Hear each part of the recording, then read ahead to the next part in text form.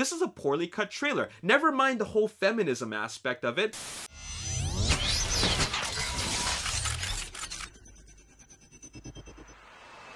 What's up, Ragin Nation? How's it going? This is Alex, and you're watching The Road to TF5.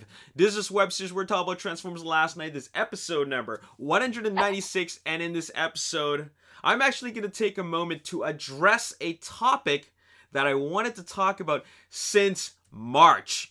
You remember back in a number of previous episodes ago, I mentioned that I had a whole production slate, meaning that I have a whole bunch of topics that I have already planned out that I intend to talk about in that order. And then sometimes new news comes out, so therefore I gotta keep on pushing my original topics back, and I keep on pushing them back, and one of those topics just end up getting pushed back all the time. But now, because I'm actually gonna watch Transformers last night tomorrow, I need to get this out of my system. And it has to do with this right here. Transformers Last Night Preview. Izzy Stays and Fights. This is trailer number 2. It debuted at the Kids' Choice Awards 2017 back in March. And it was a very controversial ad.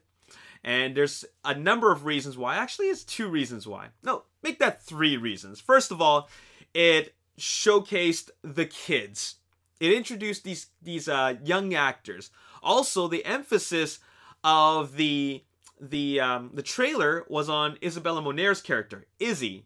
And finally, it seemed to have this whole girl power message. And that's why this trailer actually has a third dislikes compared to the amount of likes. Now, of course, the kids that I'm referring to are these kids right here. These young actors, which includes Isabella Monier, and these other 4 kids who I actually don't know the name to. But this is the new young cast of Transformers Last Night, and it's kind of a new direction for Michael Bay's Transformers franchise. And I have something to say about that. First of all, I don't know if you guys remember, and I don't know how long some of you guys have been following me for, but back in 2011, after I was done watching Dark of the Moon, I was really excited. I was excited about what they're going to do next. And one of the ideas that I talked about on blogtv.com, or rather the Blog TV live streaming website, I talked about the fact that I was really interested in seeing a more kid-centric Transformers live action film. I was hoping that one day they would get new writers, a new director, and they would make a Transformers movie that is more kid-centric. That would be cool. These kids would be, I don't know, 10 or 11 years old, or okay, maybe not that young, 13 or 14 years old. They would be riding bikes, they would be on scooters, and they would admire cars from afar. They wouldn't be able to drive cars, but they would just admire them from afar. And I thought that that would be great, and to have them film take place in suburbia, like most of it would just take place in a small town. I would love that. Just make it smaller. Fast forward to 2017, and well, they didn't make it smaller, they made it bigger, but still, they ended up getting a young cast, and I was thinking that I couldn't be more excited. I really wanted to see a young cast. They did bring in Mark Wahlberg, which shows that this is a continuation of the Cade Yeager story, but also they added the young cast, and like I said, I couldn't be more excited because this is a great opportunity to really bring that direction that I really wanted. Unfortunately, it wasn't really welcomed by a lot of the fans, and I'm really not sure why. Let's take a look at this comment right here. This is from Mega Man. He says, "I love Transformers, but this looks cheesy. Bay needs to stop putting too much kid aspect in jokes. Make it awesome, please." And then there's this comment right here from Emanator the Great. "I didn't want to say anything bad about child actors, but I will. They suck." 185 thumbs up on that comment. And I'm just thinking, why all the hate? Why all the hate for all the kids? are you not aware that it's possible that these kids could be awesome? They could be funny. They could be completely likable. I have an open mind about this, and I'm going to go to this film with an open mind. Sure, I have some expectations, such as I expect it to be awesome. I expect it to be different from the previous films because they got new writers. But there's a reason why they decided to bring kids, and that is because they wanted to keep it fresh, make it exciting, and make it different from the previous films. And anyways, I love the idea of kids being major cast members in Transformers Last Night, because I think a lot of you guys like truly have forgotten that some of like really great films had great kid actors, like child actors. For example, great films like E.T., Elliot. How about this? J.J. Abrams directed Super 8 film. There was like a whole bunch of cast members, young cast members, who were so charming to watch. Oh, how about Goonies? You know, we have like all these memorable characters. This film ended up being a very iconic film. Then there's the kids from Explorers. River Phoenix, Ethan Hawke. I don't know the name of the other kid. What about, oh yeah, David. David from Flight of the Navigator. Home Alone, Macaulay Culkin, who plays Kevin in Home Alone. And, okay, you know what? Let's pick some more recent examples. The kids from Stranger Things? This is the same thing. This is the exact same thing, except it takes place in modern day. I realize a lot of the films that I've been mentioning take place in the 80s, or they're set in the 80s, even though they're made today.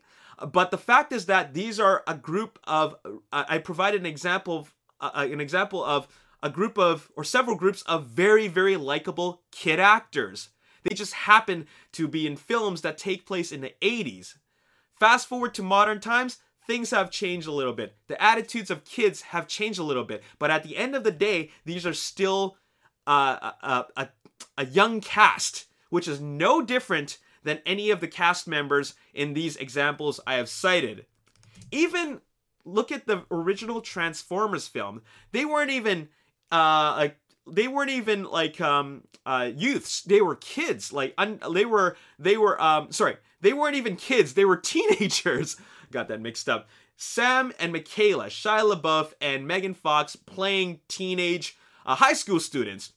And while the casting was a little bit questionable, with Megan Fox being like insanely hot, Shia LaBeouf nailed the part in being a very likable teenage high schooler. And what I loved about that film was that innocence, discovering Transformers for the very first time, which is exactly what a lot of these films I've mentioned happen. Like a lot of what happens in there is the exact same thing. Elliot discovering E.T., the Super 8 kids discovering the monster, the kids in Super 8, the kids in Stranger Things discovering all the stuff that's going on. And Goonies, it's a big adventure. And the Explorers, in Flight of the Navigator, David discovers this alien spaceship. It's the same concept. So why is there so much hate? And I don't even understand it. I think that a lot of people are making a big deal about something they don't know anything about. But I'm telling you right now, I'm just dropping some knowledge on you guys. This is the exact same thing. So why are people really complaining? So I don't know. I have no clue. Anyways, I'm going to move on, and I'm going to talk about the other thing, and that is the girl power aspect of it. Isabella Monier's character, Izzy, and how she's the focus of this trailer, talking about, I throw like a girl, I fight like a girl, I run like a girl, don't you? So let's talk about this. I'm going to read a couple of comments, and then I'm going to comment, make my commentary on that. Cameron Rogers says, I hope you talk about the feminist vibe coming from it. I was hoping for another character reveal. Hobo Jr. says, one thing I would like to address is the main audience for this trailer and the whole feminism thing. Steven Miyazawa says, I think this trailer is a huge miscalculation while fans are eating this up. The majority of cinema goers are going, WTF, is this girl power crap in TF? In fact, based on comments on YouTube, almost all are negative aimed at Isabella. What do you think, Alex? Jerome Edel says, that scene where she's like, fight like a girl. I hope Megatron stomps on her ass and ends her and whole theater claps. 739 thumbs up. Transformers: The Last Feminist from Pat Mez, 632 thumbs up. Stetson Kuda, haha, who thought it'd be a good idea to market this movie with a feminist message delivered by a child? That's so not Transformers, 455 thumbs up. Elijah McVeigh, worst trailer ever. They should have focused more on the Transformers and the story instead of the girl. I hope they come out with another better trailer, but I'm still gonna see it regardless. 239 thumbs up. Mysterious Wolf, fight like a girl. GTFO with that BS. Like, bruh, can we get a whole movie without humans in it? Like, is that too much to ask for? 91 thumbs up. And the short Stormtrooper, that was an expensive women's rights commercial. 121 thumbs up. So do you know what this tells me? This tells me that there are a lot of people who are against feminism, and there's also a lot of people that there's a lot of very, very hateful messages, and a lot of people find it very questionable about the direction of the marketing and even the film, and also a lot of people disagreeing with this trailer. Okay, let me tell you one thing. I disagree with the way the trailer was made. I completely disagree with how the trailer is made. There's another way to focus on Izzy's character without making it so disjointed. When I watched the trailer, I was feeling, this is a poorly cut trailer. Never mind the whole feminism aspect of it and the girl power thing. I thought this was a poorly cut trailer. You know what I'm saying? And it didn't even need to talk about feminism. The feminism thing, you know what? I respect them for going in that direction. Honestly, I do, because that's the trend now. We had the female Ghostbusters reboot. We got Jyn Erso from Rogue One. We got Rey in Star Wars The Force Awakens, who's such a lovable character. And then, of course, we also got Wonder Woman, and a lot of people love Wonder Woman. So, you know, I understand that, like, Paramount decided to go with this feminist vibe, this feminist trend, right? But I honestly don't think that there's a feminism thing going on. And it's not because I'm blind. It's because that if you pay attention to what's really going on in this movie based on the marketing, besides this piece of marketing, it's about Transformers. It's about Optimus Prime and Bumblebee having a feud. It's about Megatron wanting to destroy the Autobots and the world, and it's about an invasion. Really, you guys are focusing too much on a small aspect of this film. Even Isabella Monier's character is most likely going to end up being a very strong female character, which is awesome, by the way, but the main focus of this film is actually Cade Yeager's story. So you guys need to open your minds and stop thinking that, you know what, this is going to bomb because of the whole feminism thing. It's not about that, okay? And I think that you guys need to listen up about what I'm about to say. Some of the best characters in film are actually female, okay? Seriously, they are. Do you want me to provide you with examples? Okay, one of the most iconic female characters of all time. Recently, I'm going to give you a recent example, Wonder Woman. Okay, let's go back in time and go with something a little bit earlier. Sarah Connor, played by Linda Hamilton in Terminator 2, one of the most iconic female heroes of all time.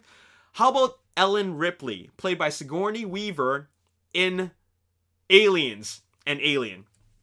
Or The Bride, played by Uma Thurman in Kill Bill Volume 2. Alice, played by Mila Jovovich in the Resident Evil series. Celine, played by Kate Beckinsale in the Underworld films. Abigail Whistler, played by Jessica Biel in Blade Trinity. Need I say more? Okay, let's go with more examples while I'm on a roll. Lilu, played by Mila Jovovich again in Fifth Element. Trinity, played by Carrie-Anne Moss in The Matrix. Princess Leia, by the late Carrie Fisher in the Star Wars films. Jyn Erso in Rogue One, played by Felicity Jones. Rey, played by Daisy Ridley in Star Wars Force Awakens. Black Widow, played by Scarlett Johansson in the Marvel Cinematic Universe. So, I don't know where you guys are going with this, and I don't know what you're talking about this. I don't know why you guys are going on about a feminist vibe about this film, because all these characters right here are really, really kick-butt type of female characters that are very fun to watch, and a lot of these are actually good movies. So why is there all this hate?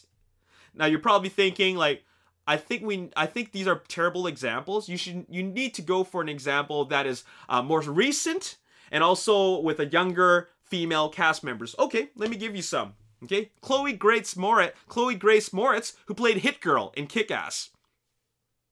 How about Eleven, played by Millie Bobby Brown in Stranger Things? How about a more recent example that came out this year?